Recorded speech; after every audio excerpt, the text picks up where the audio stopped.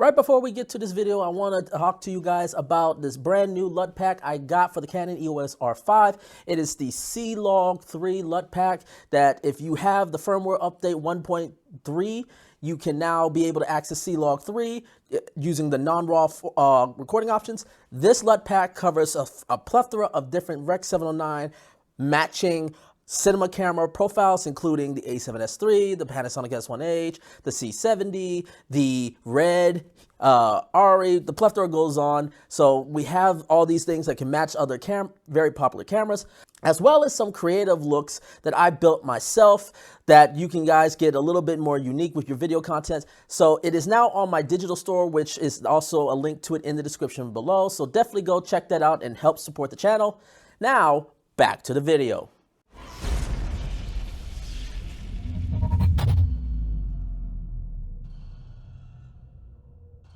What's going on, everybody? James Jackson here, back again with another video. If you're new to my channel, I do tips, tricks, news, and reviews for the film and video making industry. So if you do like the content here, please make sure to hit that subscribe button and hit that bell so you can stay up to date on all the content going forth.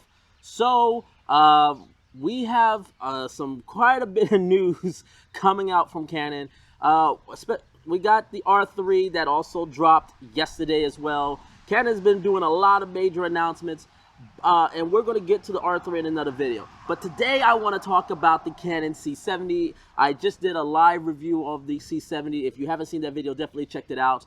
But Canon just announced that a firmware update that is coming for their cinema line of cameras. Now, this includes basically the recent generation of cameras. So the C500 Mark II, the C300 Mark III, and the C70. Let me just make sure I got the notes here. But yes, and the R5, and there's also something coming for the R5. Now, I'm not going to get into the other cameras simply because I may get into the R5 in another video, but the cinema cameras, I'm going to let my man Carlos Quinteros go into it. He did a little short story last night on the firmware announcements regarding the C500 Mark II, so if you haven't seen that, definitely go check that out. But today, I want to talk about the news that is coming out regarding the C70. And by the way, I am outside today, so if you hear a lot of noise going around, that's simply because I've basically, my lighting equipment from my studio that I normally film, it's in use. So if you hear a lot of noise, that's because I am outside, because all my lighting kit is actually in use with a friend who's using it for a little spec project that I'm helping him with. So I don't have my lights today, but I'm going to do it outside also to switch the scene location up. But yeah, let's talk about the C70, because for most people, the firmware update is not really flashy, but anybody that has used the C70 or even any of the Canon cinema cameras, this is a pretty significant update. The first one that they announced is probably the biggest thing about the firmware update, and that's the thing that's got me the most excited. And that is, you will finally be able to put a YDR or basically a 709 LUT out of the HDMI into whatever device you're using, whether if it's an external recorder like the Atomos recorders or the Blackmagic recorders, or if you're doing any video streaming or you're connecting to something like a video switcher, or sending video to like a capture card to go through some live streaming, you will now be able to push out a LUT through the HDMI. Thank you, Canon. Oh my God. I saw this video and I didn't care about the rest of what they said. I was just excited about that one feature. That one feature was just enough, because as someone who does live streaming, I've always had to use the YDR Rec. 709, which for the most part is not bad. But I don't get a chance to really take advantage of the dynamic range of this camera because I am forced to use the YDR, because anytime I would send the LUT out, send the video out to stream, it would just show up as the log profile. And it also made it very hard to select these cameras for any type of live streaming or any type of multi-camera projects that I may be working on, because you couldn't put the LUTs out. So it made things a lot more complicated. But now that we can actually push out the LUTs, this makes it easier, and also given the fact that we can put our own custom LUTs on the C70. Now, this hasn't been officially stated in this press release, but it is possible that we can put our own custom LUTs out. If that is the case, this is a game changer, because now we can mix and match this camera with other cameras. So I could be on set with my Blackmagic video switcher with someone's Blackmagic Pocket Cinema camera 6K, and I can put my C70 as sort of the close-up to deal with, because it has, you know, pretty good, amazing face detection autofocus, and the colors will line up and match, because we can basically build a LUT that basically makes them match and correlate with each other, and it streamlines the whole production process. So this to me is the biggest firmware update. Again, for some reason, for some people, this may seem simple. For people that's been filming on Blackmagic cameras, they're like, what's the big deal? We've been doing this all the time. Yes, but for people like me, this is a really, really big deal to be able to film pushing the LUT out. So thank you, Canon. Thank you for finally doing this. This is the first cinema camera that's going of Canon cinema line that will be able to do this. The next one is actually a pretty big one as well, but it's worded very, very weirdly. And I kind of have speculation on what this potentially means, but I'm going to read it directly so I won't miss it.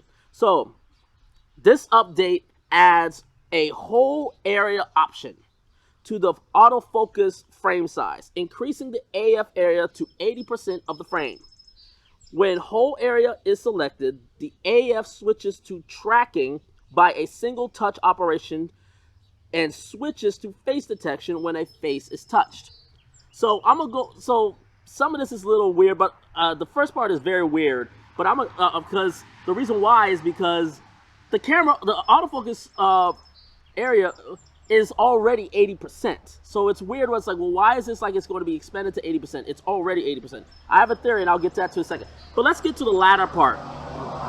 Truck going by. When whole area is selected, the AF switches to tracking by a single touch operation and switches to face detection when a face is touched. Essentially what this is saying is that the one complaint that a lot of people had, especially coming from like the mirrorless line of cameras where you can just touch, or any DSLRs from Canon DSLRs, you can touch the screen and you would be able to just track whatever you're doing. And with the C70, it was a little bit more convoluted, because you had to, first of all, set a function button, assign that to enable tracking mode, and then you had to touch or use the joystick to select the area you want to track, and that's how it worked. It was a multi-step process. Now with this firmware update, you will be able to basically just if you enable this mode, you will be simply able to touch the screen and it will track. And if you touch a face, it will enable face tracking, which will be a huge, huge thing. Now, I hope what this means is that if I touch the face, and I'm like, there's multiple faces, and I want to touch this specific face, I say I want to touch this face, and it will lock to that face, so that way it doesn't move. If that's the case, this is a huge, huge update, a huge improvement to Canon's autofocus to get it sort of more in line with the DSLR mirrorless cameras that most people are used to in terms of autofocus performance. So I think a lot of people are going to be really, really excited about this feature a lot. Now let's get to the first part, which is that, like I said, which was very, very weird that they said it will cover 80% of the frame, when the autofocus already does it. So if I move over here, this is 80% of the frame. As y'all can see right here, this is 80% of the frame, and the face tracking is still tracking me. If I go to 80% over here, I'm at 80%. I'm still tracking. So why is this saying that, oh, this will cover 80% of the frame? Because if you were one of the people that bought the Canon focal reducer, that would drop the focus area to 60%. Well, now what I'm assuming that they're saying here is that if you have the Canon focal reducer, you will be able to use the 80% coverage that you're using in the normal Super 35 coverage now with the focal reducer, which would be a really, really huge deal. Now, you're probably wondering, well, if that's the case, why didn't they say that? because my guess is it's not working, or it's not ready yet. So they don't, and they're not sure if they can deliver it. So if for some reason they say, oh, because if they say, oh, it covers 80% of the autofocus area, well, it already does that, so we didn't lie to you. And if it does, and they do figure it out when the time this firmware releases, well, now they can go, oh, hey, also, you can now use the 80% coverage with the focal reducer. So that's a huge, to me, that's a really huge update, and I think that's going to be a pretty big deal in terms of this performance. So that's my suspicion. It's nothing that I've been heard or been told, but that is pretty much my suspicion, that it's specifically talking about working with the Canon focal reducer and basically giving us the same coverage with the focal reducer on as we would get with the focal reducer off. So there's a couple other stuff, including some more stuff with the focal reducer. So now, using the Canon EOS R 0.71 adapter, the possible AF frame rate range is now momentarily displayed when selecting the AF frame position. So my guess is in that the AF frame range sort of is like locked in whenever you apply it. Well, now it seems like it's fixed, and they'll remove it whenever you're trying to push focus. All right. The other thing with the focal reducer now is that it adds support for the following lenses: the Canon EF 16-35 f2.8 USM, the EF 16-35 f4L IS USM, the 24-105 f4L IS USM, the 70-200 2.8L IS 2 USM, the 70-2, the third edition of that same one, the original edition of that one, and then the 70-200 f4 original one, and then the 70-200 f4 second edition one. So those are now supported. Now, I've been hearing from different people that these lenses were already supported, but I'm guessing that it's like it wasn't officially, they didn't want to officially state that it's supported if something went wrong. So, but now they will be officially supported with the lenses. So basically, if you already were filming with these lenses and you didn't experience any issues, you won't see much change.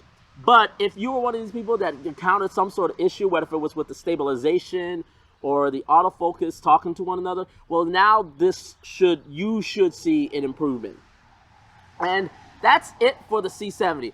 Like I said, I am super, super excited about this firmware update. Now, the firmware update is not out yet. It's supposed to be coming out at the end of this month, June 30th. And then the C500 and the C300's firmwares, I believe they're supposed to be coming out at the end of July. There is an R5, but again, we'll talk about that in another video. But I would love, for all you C70 users, I would love to know what you guys think about this. Let me know. Leave your comments below. Hit that subscribe button if you haven't. Again, please make sure to hit those likes so the algorithm can pick this up. And until next time, take care, everyone.